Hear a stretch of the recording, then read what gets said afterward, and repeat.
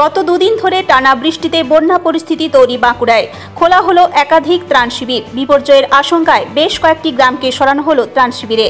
ইতিমধ্যেই জয়পন্ডা নদীর জল হুহু করে ঢুকতে শুরু করেছে তালডাংরা ব্লকের একাধিক গ্রামে। জমা জলে প্লাবিত হয়েছে বেশ কিছু গ্রাম। বিপর্যয়ের আশঙ্কায় ইতিমধ্যেই জেলায় মোট 5টি ত্রাণ শিবির খোলা হয়েছে। ত্রাণ শিবিরগুলিতে নিয়ে আসা হয়েছে জয়পন্ডা নদী তীরবর্তী একাধিক গ্রামের বাসিন্দাদের।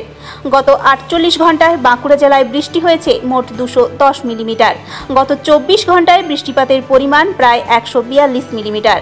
অতি কম সময়ে এই ভারী বৃষ্টিতে ফুঁসতে শুরু করেছে বাঁকুড়ার দ্বারকেশ্বর, কংসাবতী, শিলাবতী, জয়পন্ডা সহ অন্যান্য নদীগুলি। সর্বাধিক খারাপ অবস্থা জয়পন্ডা নদীর। নদীর জল পাড় ছাপিয়ে আজ সকাল থেকেই ঢুকতে শুরু করে নদী তীরবর্তী তালডাংরা ব্লকের পাটতেতুল ও মাসগড় গ্রামে। গ্রামে প্রায় কোমর সমান জল জমে যায়। উত্তরোত্তর জলস্তরের উচ্চতা বৃদ্ধি পেতে থাকায় বিপর্যয়ের আশঙ্কায় দুটি গ্রামের বাসিন্দাদের সরিয়ে নিয়ে যাওয়া হয় পাঁচমুড়া হাই স্কুলের অস্থায়ী ত্রাণ শিবিরে।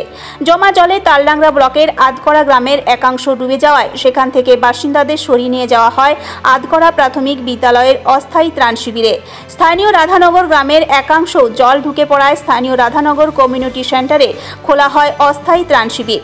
এছাড়াও তালডাংরা ব্লকের কুন্ডুলিয়া ও দেউলভিরা গ্রামও অস্থায়ী ত্রাণ শিবিরে সরিয়ে নিয়ে যাওয়া হয় এলাকার দুর্গত মানুষদের। প্রশাসনের তরফে জানানো হয়েছে তারা পরিস্থিতি মোকাবিলায় সব দিক থেকে তৈরি। দুর্গত মানুষদের উদ্ধার করে দ্রুত ত্রাণ শিবিরে নিয়ে আসার কাজ চলছে। দুর্গত এলাকায় প্রয়োজনীয় ত্রাণ পৌঁছানোর ব্যবস্থাও করা হয়েছে। এই যে ভেঙে পড়তে আরম্ভ করে দিয়েছে বাড়ি। কেন এই বন্যার জল ঢুকে চলে এসেছে, দিয়ে করে গোটা মাটি তো হালকা হয়ে গেছে নিচে। বাড়ির সামনে এক কোমর জল।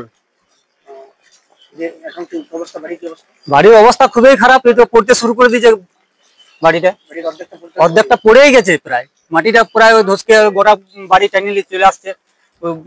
টানা চাল করা আছে বলে। হ্যাঁ, না কিছুই বের করতে পারেনি। সমস্ত কিছু বাড়ির ভিতরে আছে। কি করে বের করাবো? এই যে এরকম অবস্থা, তার তো বাড়ির ভিতরে ঢুকে যাচ্ছে। কখন থেকে জল বাড়তে আরম্ভ হয়েছে? জল কাল রাতের থেকে অর্ধেকটা করে ডুবে আছে। ভিতরে একাট জল বাড়ির ভিতরে। হ্যাঁ, এখন কি পুরো বাড়িটাই পড়ে যাবে। আর করার কিছু নাই, যে জল বন্ধ হয়ে গেছে। আর তো বাড়ির ভিতরে জল তো ঢুকে দাঁড়িয়ে গেছে। থাকতে হবে তিরপল টিরপল খাটিয়ে, নাহলে তো থাকার আর কোনো উপায় নেই। বাড়িতে আর ঢোকা যাবে না। একটাই বাড়ি, আর কোনো বাড়ি নেই। সরকার যদি সহযোগিতা করে তাহলে হয়তো হবে, নাহলে তিরপল খাটিয়ে এখন আপাতত থাকতে হবে। আগে আমরা অত আতঙ্ক ইয়া হয়নি, তখন বন্যা অত উঠতনি। এখন এই 4 বছরের ভিতরে এরকম অবস্থা। আগে তো হ্যাঁ, এই জীবনের প্রথম। পুরো বাড়িটাই ফাঁড় ধরে গেছে। গোটা বাড়িটা আবার ধসকে পড়ে গেছে, চলে গেছে। অর্ধেকটা পুরো পড়ে গেছে, বাকিটা পুরো হেলে আছে। ওই যে ছাড়ে ছাড়ে পড়ছে। শান্তি রায়, পাটতেতুলে বাড়ি। ওই বান্ধবী হয়ে পাটতেতুল গোটা গ্রাম, গোটা গ্রাম গরু টরু সব নিয়ে চলে আইছি। মানে ভেসে যাচ্ছিলাম আমরা। গোটা বান্ধবী হয়ে গেছে, একবারে ঘর পড়ে যাচ্ছে কাঠগুলো। এটা ইয়া জয়পন্ডা। হ্যাঁ, ঢুকে গেছে। হ্যাঁ, গ্রাম সাইড চলে আইছি। বছরই হয় আমাদের, প্রত্যেক বছরই হয়।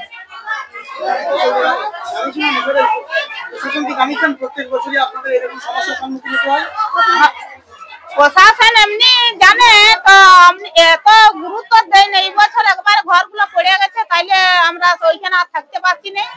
আমাদের রাস্তাটাই তো পেরানো যায় না। হ্যাঁ, কোমরের সমান জল। এমনি বাচ্চা ছেলেদেরকে বের করানো যায় না, কি যা হোক করে বের করেছি। হ্যাঁ, পাঁচমুড়া হাই স্কুল আছি আমরা। হ্যাঁ, গ্রামে সবাই আছে। একটা খাওয়ার ব্যবস্থা করা হয়েছে? হ্যাঁ, এই যে মুড়ি টুড়ি দেওয়া হচ্ছে, সবাই খাচ্ছে। আপনার নাম? আমার নাম সুমিত্রা রায়। হ্যাঁ, পারতে গতকাল থেকে প্রচুর বৃষ্টি শুরু হয়েছে। সেই বৃষ্টির ফলে বিশেষ করে আমার পাঁচমুড়া অঞ্চলে নদীর পার্শ্ববর্তী যে সমস্ত গ্রামগুলো আছে, আমার পাটকেতুল, বাসগড় এবং কানাইপুর, আমার কুন্দুলিয়ার কিছুটা পাড়া, সেই সমস্ত মানুষজনদেরকে আমরা প্রায় রাতে ভোর 3টে নাগাদ থেকে আমরা উদ্ধার করার চেষ্টা করেছি। সমস্ত মানুষজনদেরকে আমরা পাঁচমুড়া হাই স্কুলে মোটামুটি নিরাপদ জায়গায় আনতে পেরেছি এবং আমার সমস্ত ওই জায়গাগুলোতেই মাটির যত সমস্ত বাড়ি আছে সবগুলো জলের তলায় এবং কি কৃষি যে সমস্ত ফসলগুলো আছে সেগুলো নদীর জলের তলায় এবং এই সমস্ত মানুষগুলোকে আমরা এই হাই স্কুলে এনে তাদের খাবার দাবারের ব্যবস্থা করছি। দেখা গেল যে পাটপুকুর গ্রামে একাধিক বাড়ি, মাটির বাড়ি জলের তলায়, কিন্তু একটা বাড়ির পুরো অর্ধেক বাড়ি অংশ ভেঙে পড়েছে, ভেঙে যাবে, একের পর এক বাড়ি ভাঙতে শুরু করেছে। সেটা কিভাবে দেখছেন? বিষয়টাই প্রাকৃতিক দুর্যোগ না কমা পর্যন্ত এখন ওই জায়গাতে আমরা এখনো পর্যন্ত কাউকে পাঠাচ্ছি না।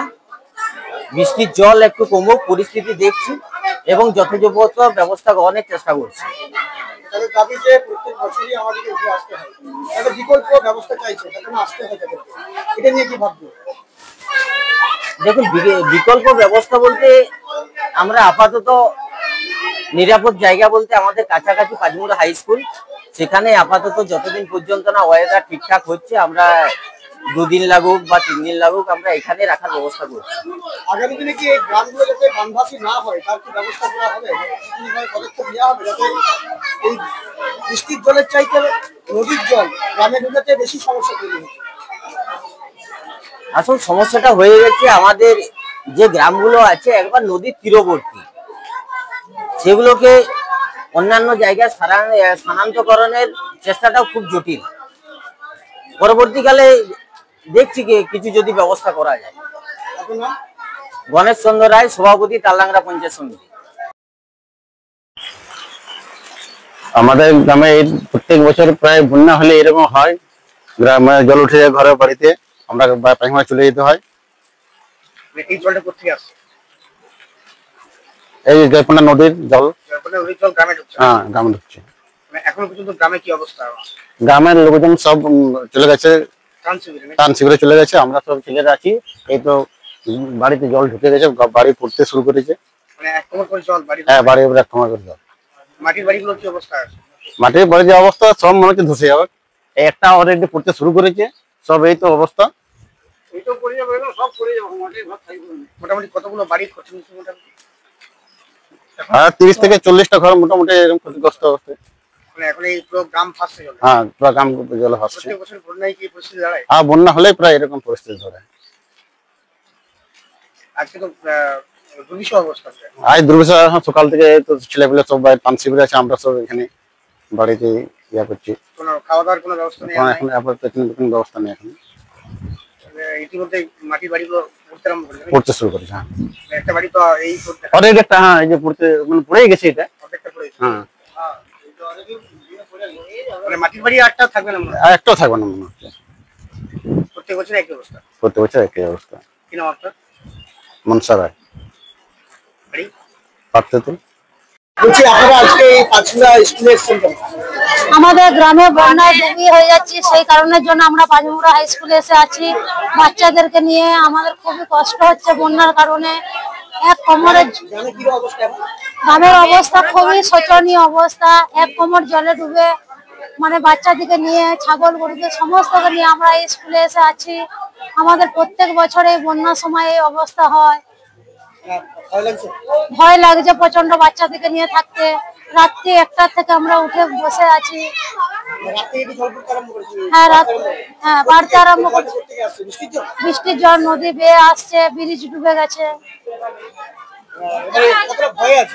অনেক ভয় আছে আমরা, যে বাচ্চাদেরকে নিয়ে আমরা কি করব। মাটির বাড়ি ছেড়ে ছেড়ে পড়ে যাচ্ছে আস্তে আস্তে।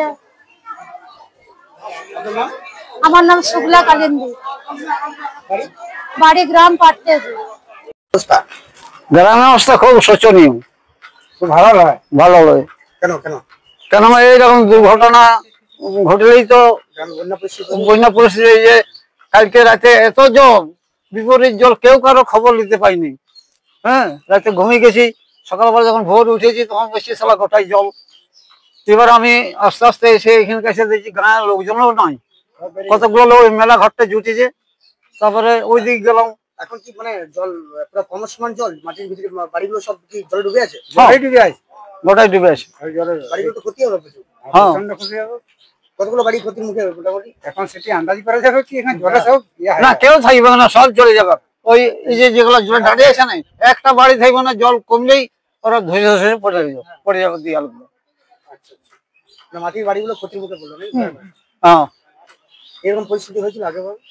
না এরকম পরিস্থিতি হয় নাই। আর 78 সালে যদিও হয়েছিল, এমন পরিস্থিতি হয়নি।